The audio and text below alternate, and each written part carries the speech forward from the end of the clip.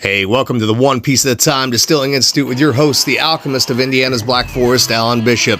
Hey, this channel is all about home distilling and legal distilling. If you've got questions, reach out to us in the comments below, social media, or via bishopshomegrown@gmail.com. And don't forget to check out thealchemistcabinet.com. Hey guys, back again, just answering some random viewer questions and or commentary here at the One Piece at a Time Distilling Institute. Hope you're all doing well, and as always, if you have any questions, reach out to me at bishopshomegrown@gmail.com, the YouTube comments below, and or any of my social media. Ignore the flies, I am outside. It rained a lot this past week, and so the flies are very curious. Anyways, beautiful afternoon here, and you guys might remember in a recent video a couple weeks ago, I had commented on somebody talking about wooden jar lids for maturation. I thought that was a really cool idea, especially because we've been talking so much about, the Benjamin Quaid stuff with bad motivator barrels, and we love bad motivator barrels, and I've been very impressed with the results of bad mo barrels so far, including the samples that Ben sent me of some of his older stuff. I do have some really cool bad mo barrels coming in here very shortly, so I was able to get Ben a couple of barrel heads from a French oak barrel that had been handmade. Originally was a toasted barrel that had my Catawba brandy in it from Spirits of French Lick, and then after that we took and put our Matty Gladden High Rye bourbon into that barrel for a finish for about 8 or 9 months. I took those heads and sent them to Ben, and I think he put a number 1 char on them and is making bad mo barrels out of them and sending them back to me. And then he's also sending me some Oregon oak, so I'm very excited about both those. I also recently, and you'll see a short video up if it's not up already in the near future, I took a bad mo barrel, medium 2 char, medium toast, no, what was it? I can't remember. Medium char, medium toast. Anyways, I took that barrel and I actually put it in my smoker. So, and the reason for that was I wanted to play around with smoking a barrel. I thought about buying a cocktail smoker, but I don't have one on hand, and I couldn't see buying one just to smoke some barrels with when I have a little, low heat smoker here on the property in the beginning. In the first place. So I took that barrel, took the bung out of it, flipped it up to where the bung was facing down towards the smoke, put it in the smoker, and smoked it with applewood.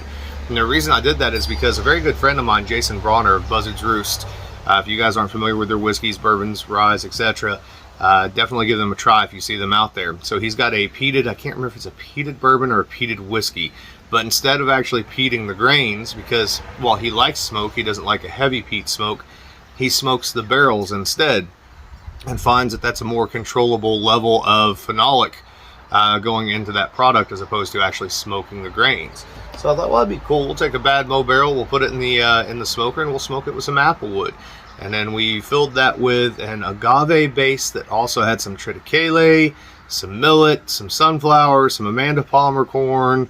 I can't remember what else was in there. So oats, that's what was in there. It's a very unique distillation to begin with into a very unique smoked barrel, and we're going to see how that plays out. Anyway, so Jeff was kind enough to reach out to me and let me know where he got those wooden jar lids from. Now, I don't know how practical it would be to do some maturation in just some straight up mason jars, but I don't see any reason not to, especially if these things are inexpensive enough and if they're made out of decent high quality wood. And I'm going to try to reach out to these folks and see what the specs are on the wood they're using in these jars. That'll determine whether or not I think they're worthwhile for me to use in my process to play around with, but they're offering unique woods for sure. So Jeff says, "Hi Alan, I got the lids from Best Friends Brewing on Etsy. I don't know anything about the wood, like how long they were aged for or anything, because at that point I hadn't yet listened to you talk with Ben Quaid about his bad mo barrels on Distiller Stock. You can find that wherever you get your podcasts. Just found Distiller Stock a few weeks ago, and I'm powering through all the episodes." He then goes on to give the link, which is basically etsy.com/shop/Best Friends Brewing, and the B, the F, and the B in Best Friends Brewing are capitalized. I'm sure if you go to Etsy and you look up Best Friends Brewing, you're going to be able to find this place, because I'm going to do that myself. Here's the link to where I buy them at. They're relatively cheap. They give instructions to heat up to 140, put the lid on, wrenched on tight, then cool to create negative pressure. I actually run a little barrel wax around the rim to help seal it up. I also found if you put a cube in the jar with the lid, you get a better result. I'd send you a sample, but anything older than 1.5 years old was drank on Memorial Day. Everything else is aging is from January of this year forward. That's pretty cool. He's been aging stuff at least a year, has aged some stuff at least a year and a half. It's gone now, it sounds like, but sounds like it's holding up fine in that jar from what I can tell. I would love to hear a little bit more about the quality of that product, Jeff, and how you thought that turned out and the kind of flavors that you were getting out of it, etc.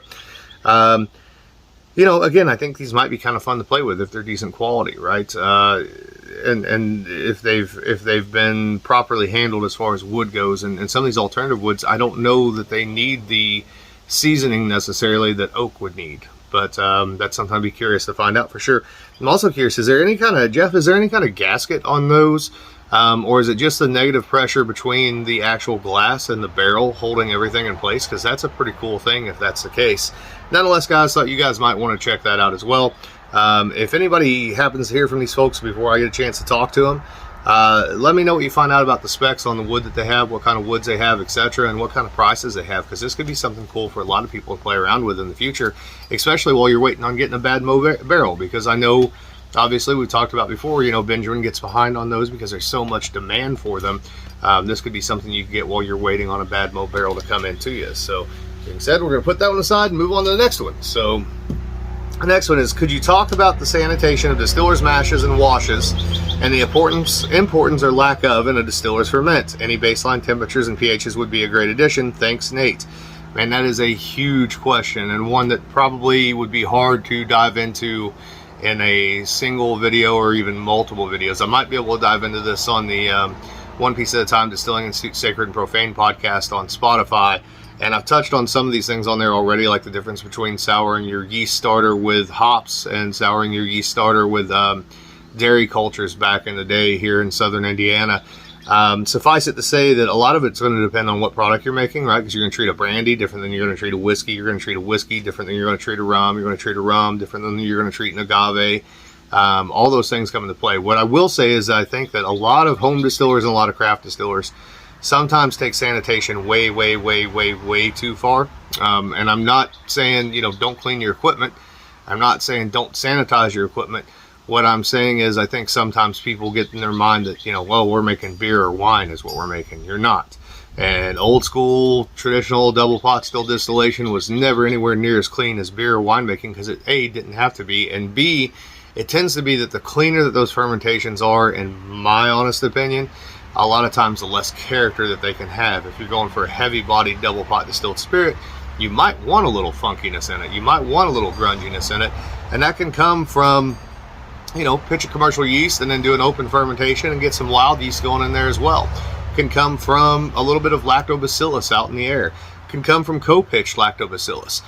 There's even a place in my mind for Brettanomyces within the world of distillation when it's held well under control, and Brettanomyces is certainly a part of the profile of some traditional Eastern European spirits, without a doubt, without a question.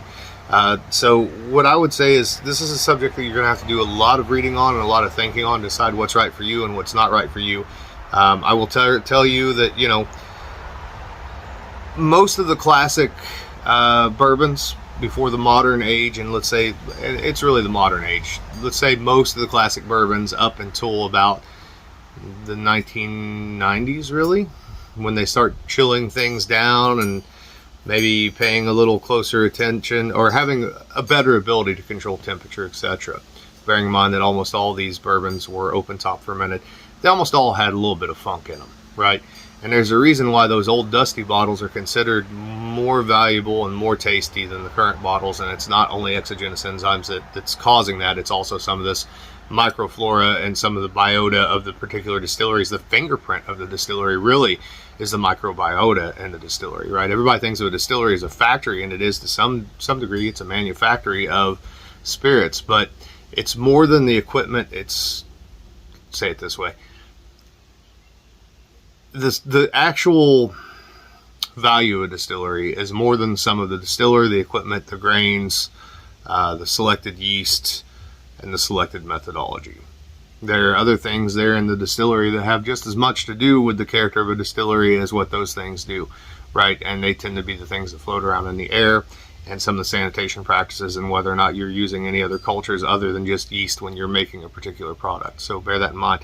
Also bear in mind that, you know, obviously there's going to be big differences between something like bourbon and rum in particular, right? There's going to be big differences within rum. There's going to be a huge difference between a commercial rum And, you know, on a large, huge scale, something like Bacardi and something like a heavy rum in particular. There's going to be differences geographically between those types of rum. Same thing with brandy. There's going to be huge differences, right? Are you talking cognac made by one of the large houses that makes most of their stuff in-house, because that's probably going to be fairly clean?